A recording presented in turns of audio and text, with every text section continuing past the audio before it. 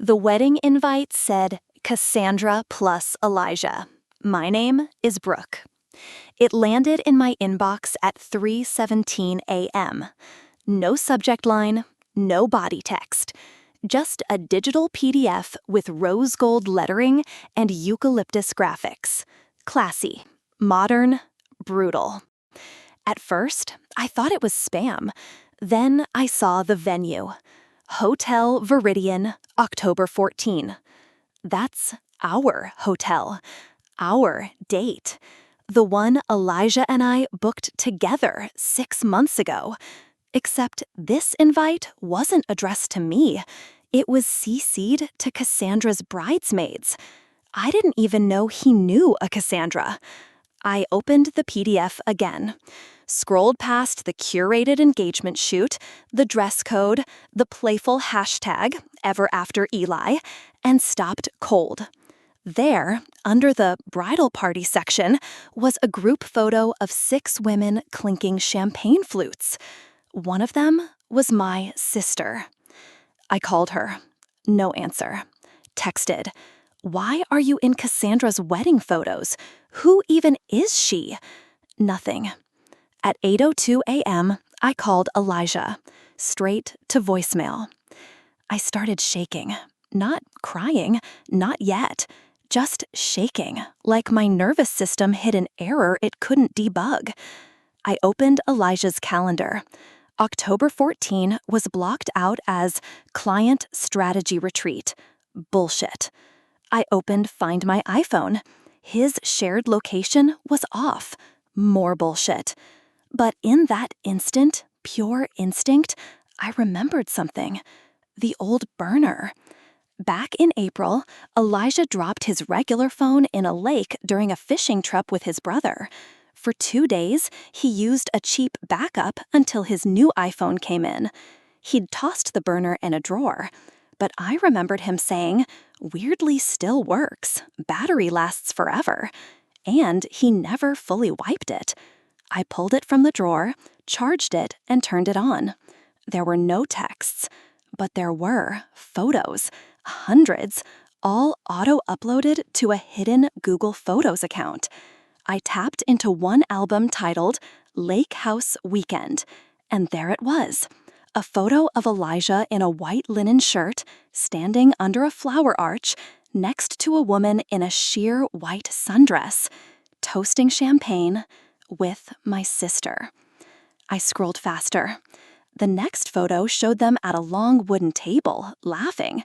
The woman, Cassandra, was holding hands with Elijah, and my sister was mid-toast, glass raised. The caption, "She said yes." My stomach flipped. The photo was taken 3 months ago. 3 months ago, Elijah and I were apartment hunting, engagement ring shopping.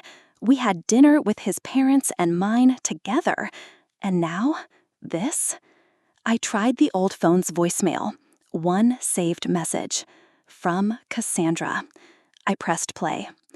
"Hey babe, I left my lipstick in your glove box again. Also, Brooke saw the invite, I think. Should I just block her or—" Click.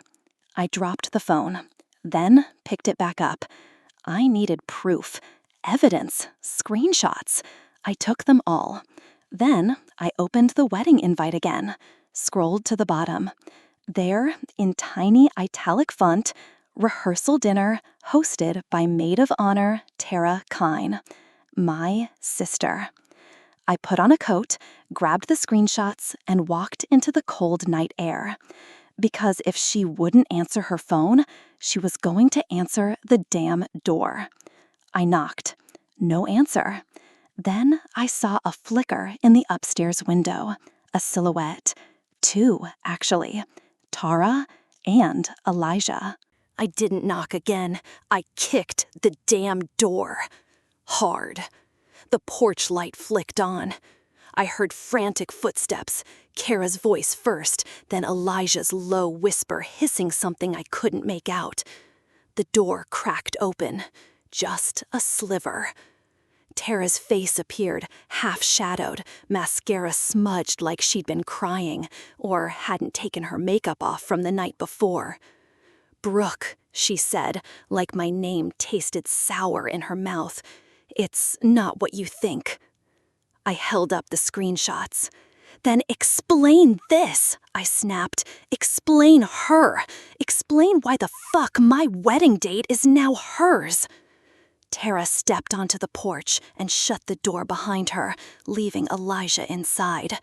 Coward. "You weren't supposed to find out like this." "Oh, I'm sorry. Was I supposed to find out at the altar?"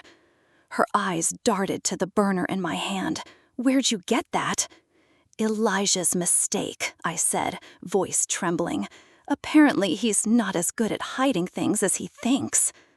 Tara crossed her arms. "I told him this would happen." "You told him?" My voice cracked. "You knew?" She didn't answer. That was all I needed. The next morning, I showed up at Elijah's apartment while he was at work. I still had my key. Big mistake on his part. I didn't destroy anything yet. I just observed, like a ghost walking through a life that was supposed to be mine.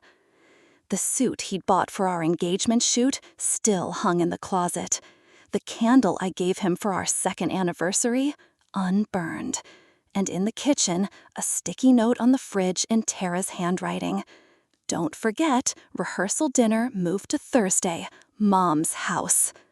Oh, so the entire family was in on it? I took photos of everything. I didn't cry. I didn't scream. I just texted one person, Cassandra, because she had no idea who I was yet. The message was simple. "Hey, Cassandra, you don't know me, but I think you're marrying my boyfriend. Thought you'd want to see this." I attached the screenshots, and then I waited. An hour later, I got a reply. It was a single question. "Are you the ex who won't let go?" That stopped me cold. Then another message followed. "Elijah said you were obsessed, that you made up the engagement thing, that you faked a miscarriage to keep him." What the fuck? I called her. Straight to voicemail. Called again. Blocked. He was preemptively gaslighting me to her. That's when it hit me. Cassandra wasn't the victim. She was his audience. His version of the story was already locked in. And if I wanted the truth out, I needed to blow it wide open. Publicly. So I made a burner Instagram. @TheRealWeddingToast. Posted every screenshot, every voice memo, every photo, and one clip I found buried in the burner phone's video folder. Tara giving a toast in a long blush pink dress, holding up her glass and slurring. "To my sister, who would have been the perfect bride. Too bad she wasn't the one Ellie really wanted." Laughter. Clinking glasses. I posted it with the caption, "She toasted them, not me." Within 24 hours, the account hit 30K followers. By 48 hours, it was 100K. And then Elijah's law firm tagged him in a corporate statement. "We do not tolerate harassment, dishonesty, or unethical personal conduct from our employees." The photo of him in their team culture post? Gone. But the real shock was when someone messaged me anonymously. A woman named Lena. She said she had the original wedding invite before it was changed, and it had my name on it, Brooke. Lena sent me the photo. A printed wedding invite. Same rose gold foil, same eucalyptus motif, but where Cassandra's name should have been, it said, "Elijah Grant and Brooke Klein invite you to share in their joy." I stared at it for a full minute. She hadn't photoshopped it. The lighting was uneven, the paper slightly crumpled. A real photo, not a mock-up. Timestamped May 2, a week before Elijah's fishing trip, aka the lost phone incident. I messaged back, "How did you get this?" Lena replied, "He sent it to me. We used to date. I guess he forgot which name he was printing." Wait, used to date? So she wasn't just some nosy internet user. She was one of us. I asked her to call me. She did. Her voice was low, cautious, like she'd done this before. "Elijah's a collector," Lena said. "He builds these parallel realities, dates multiple women, never in the same city. I was Chicago. You must have been Brooklyn. And Cassandra? No clue. But if she got the final invite, then you were phased out." I clenched my jaw. Except I didn't know I was being phased out. "None of us do," she said gently, "until we do." Then she paused. "And there's one more thing." "What?" "The burner he used with me had a different email, but same Google photo structure. I saved a few, just in case." She sent me a folder. My heart dropped. There was one photo labeled "Engagement Shoot Test." Same location as mine, same outfit, different woman. Elijah had rehearsed the proposal photos with Lena before he ever got to me. I didn't sleep that night. Instead, I called my college roommate, Sam, who worked in marketing. "I need to go bigger," I told her. "Bigger than Instagram." She didn't even blink. "TikTok, but you need a hook." "Oh, I've got one." Within 6 hours, we uploaded a 3-part video series titled "I Was the Bride Until I Wasn't." I narrated it like a documentary. Screenshots, timestamps, audio clips, burner phone gallery, even a clip of Elijah's LinkedIn bio that smugly read, "Driven by transparency and truth." The kicker? We ended with a side-by-side comparison. My wedding invite from Lena, Cassandra's wedding invite from Elijah. Different names, same date, same venue, same man. The story exploded. People started digging. Someone found an old Reddit post from a user named Seaglass Kisses describing her fiancé going AWOL during wedding planning and turning cold overnight. He'd ghosted her 2 years ago, same pattern. The comments put it together. It was Elijah. He had a trail. And finally, Cassandra reached out, not with an apology, with rage. She DM'd, "You psycho, you ruined our engagement. I hope you're proud of yourself." Attached was a blurry photo of her crying on the floor. And behind her, a packed suitcase.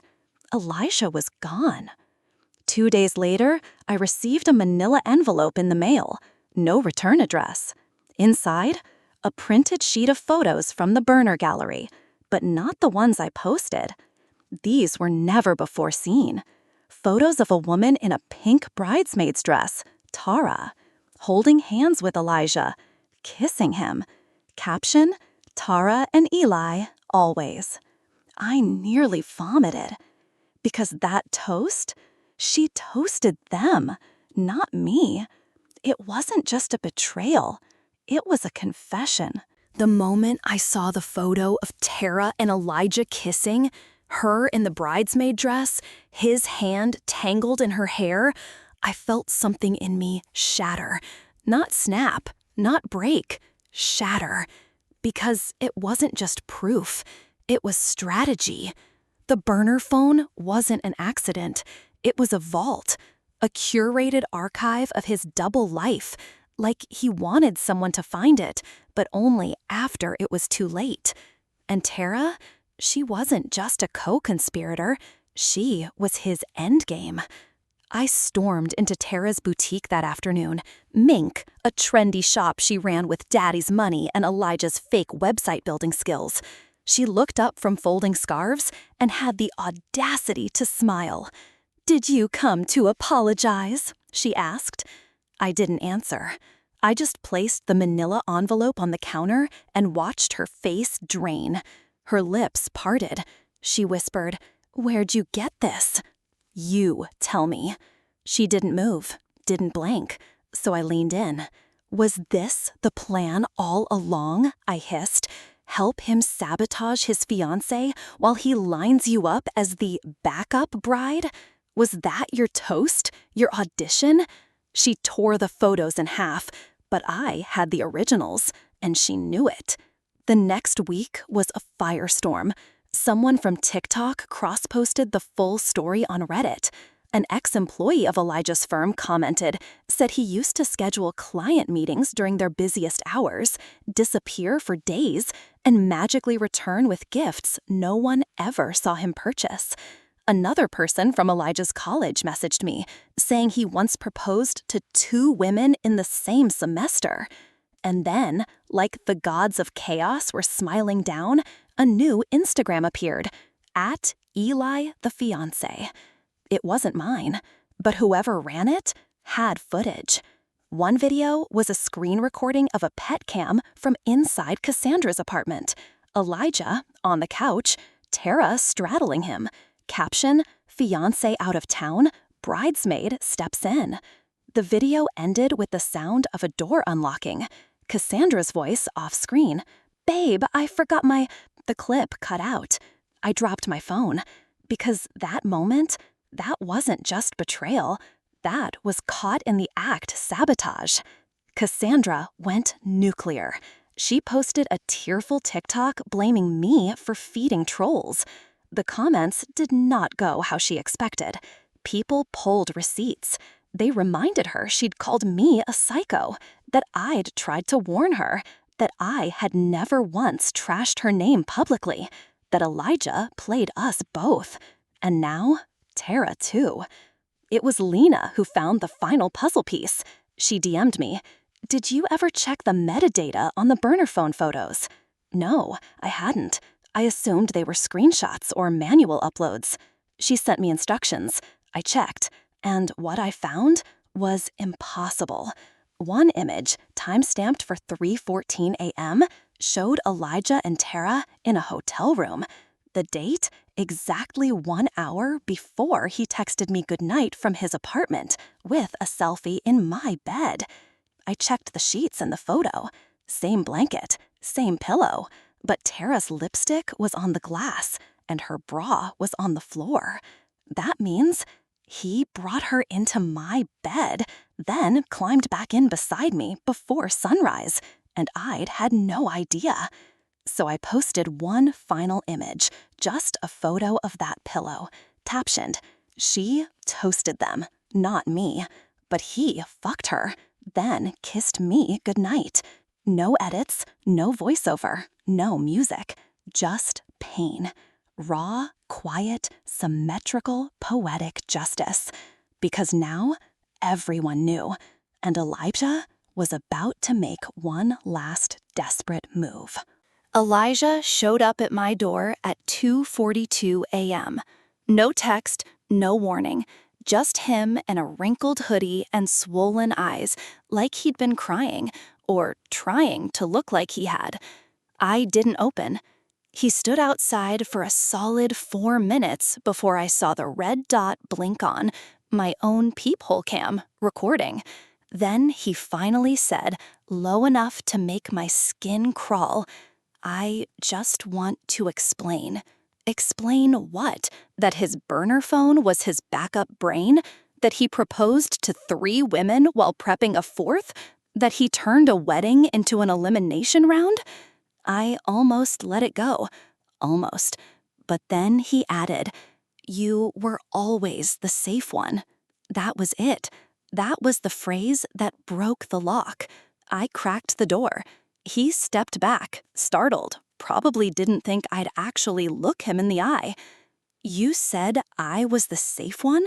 I repeated. He nodded, too eagerly. "Yeah, like the one I could always count on." "You mean the one you could discard last?" He blinked. "What? No, that's not—" "You saved me for after the others." "Elle, that's not—" "Don't fucking call me that." His mouth opened, then closed. Silence. Finally, he pulled something from his hoodie pocket, a folded wedding invite. Not the one with Cassandra's name, not the one with mine, a new one. Elijah Grant and Tara Whitman. "You're reusing the venue?" I whispered. He looked like he wanted to die. "It's already paid for. Non-refundable deposit. It's just logistics." Logistics? He dared to say that word to me? I didn't scream, didn't throw anything. I just lifted my phone and started filming. "Elijah," I said, voice trembling but sharp, "tell the camera who you're marrying next." He panicked, tried to cover the lens. I stepped back, calm as a loaded gun. "Tell them or I will." "Hell, you want safe?" I hissed. "Then watch what happens when safe stops protecting you." The next day, I dropped the full clip on TikTok. No edits, just raw, unfiltered footage of him fumbling his words in front of my door, trying to justify turning my life into a practice round. And then, a stitched clip from Tara. She was crying. "You think I knew," she sobbed. "I thought I was the one. I didn't know about Cassandra. I didn't know about Lena. I didn't know about her." She meant me. We were all puzzle pieces in a game none of us signed up for, and the whole world was watching now. BuzzFeed picked it up, then E! Online, then People magazine ran a feature. "The man who proposed thrice, how TikTok took down a real-life romance con man." And in the comments, someone posted, "This should be a Netflix series." But my favorite comment was from Cassandra. She wrote, "Thank you. I believed him until I saw the way he looked at you. I think I was just his alibi." That hurt more than I expected, because we both were. Then came the final twist, one I didn't post, didn't even share, because it came in an envelope, plain white. Inside, a fourth wedding invite. Not mine, not Cassandra's, not Tara's. This one said, "Elijah Grant and Danielle Rosas." No date, no venue, just the names, printed months ago, and taped to the back, a burner phone screenshot. Elijah holding a baby, a woman beside him, half out of frame, captioned, "She called me daddy." And under that, scrawled in pen, "She toasted them, not me." But the baby, she looked nothing like him, nothing like me. And suddenly it hit me. Maybe the real twist wasn't who Elijah chose. It was who he lied about. Because that child, that baby, she wasn't his. She wasn't mine. She was hers. And the next part would destroy whatever illusion he had left. I didn't recognize the handwriting on the envelope. But the ink on the back of that wedding invitation, "She called me daddy," was shaky. Not frantic, not fake, just real. The kind of tremble you get when you're about to destroy someone's delusion. I flipped the card over again and again, like it might change. Danielle Rosas. The name meant nothing to me. Until I remembered a voice. Soft, hesitant, from that night, weeks ago, when Elijah's phone had buzzed and he'd said it was work. But I'd heard a woman's voice say, "Tell her you're busy, our daughter's sleeping." He'd laughed it off, said it was a meme, and I'd let it go. This time, I didn't. I reverse image searched the baby photo. It was blurred, low res, probably screen capped from a video. But Google found a match. 3, actually. A parenting blog, a baby shower post, and a GoFundMe. Danielle Rosas, single mother, child, Mela, age 2. Father, unknown.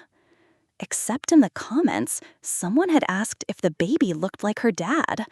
Danielle had replied, "Not his, not mine, hers." That was the caption from the envelope. So who the hell was hers? I sent Danielle a DM, just a photo of Elijah, and a question. Do you know this man? She replied in minutes. Yes, why? I didn't know what to say, so I typed, "You called him Daddy." She left me on read for 3 hours. Then she sent a video. No context, just her holding baby Mela, looking exhausted. And Elijah's voice off camera, "Say goodnight to Daddy." Mela, "Nini, Dada." Danielle, whispering, "You'll never remember him, and that's the gift." Then silence. I messaged her back, "Why did you send that to me?" She replied, "Because he told me I was his only clean slate. I guess I needed to see if that was true." Then, "He said you were crazy." Of course he did. Of course he called me unstable, jealous, obsessive. He probably told her all of us were. But the line that stayed with me was this: "I guess I needed to see if that was true." She needed me to confirm the pain. Because when someone manipulates you deep enough, the truth starts to feel like betrayal. And then, like fate had a flair for the dramatic, Elijah tried to flip the story. He went on TikTok live, face clean-shaven, hair brushed back, fake humility dialed up to 11. "I made mistakes," he said, "but these women, these accounts are exploiting my past." Then the kicker. "I have never fathered a child." He looked straight into the camera, deadpan. "No DNA test has ever come back positive." I nearly threw my phone, because that right there was his trapdoor. He thought he'd wormed his way out. So I went digging. Danielle never mentioned a test, but the GoFundMe post did. We're fundraising for Mela's health needs. DNA testing has ruled out the initial paternity claim. Wait, ruled out? I DM'd her again. "He isn't the father?" Danielle replied, "No, but he told her he was." Who's her?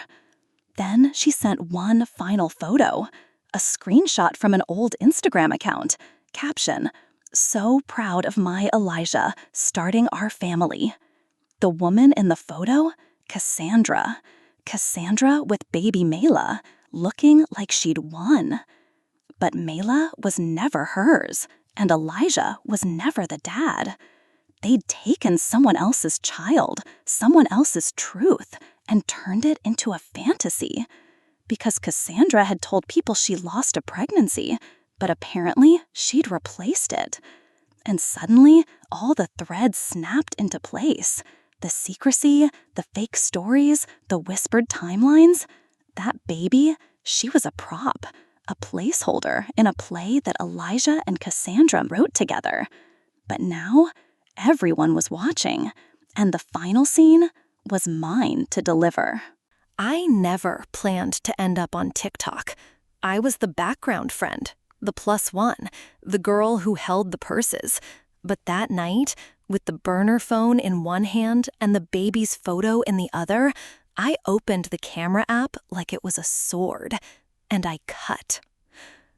"I wasn't going to post this," I began, staring straight into the lens. No filters, no ring light, just rage, betrayal, and eyeliner smeared from crying. But I've been called crazy, dramatic, obsessed, so let's be that girl. Then I held up the invite. Not mine, not Cassandra's, not Tara's, Danielle's. "Elijah printed 4 wedding invitations," I said, "and this one he forgot to send." I didn't have to explain. The comments exploded in real time. 4? You're lying. Someone call Netflix. He really said, "Gotta catch 'em all?" And then I dropped the photo. Mela, that sweet little girl with curls too perfect for this world. Elijah told each of us something different. He told me I was his future. He told Cassandra she was his first. He told Tara she was his real one. And he told Danielle he was Mela's dad. Then I held up the sticky note I'd found pressed to the back of the burner phone. It was barely legible now, warped with sweat and time. It said, "Not his, not mine, hers." And now I knew what it meant.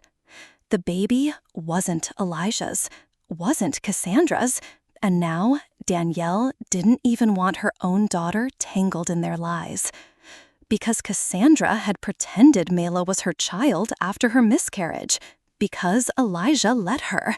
Because they needed a story. And people believe stories more than they believe facts. The fallout was nuclear.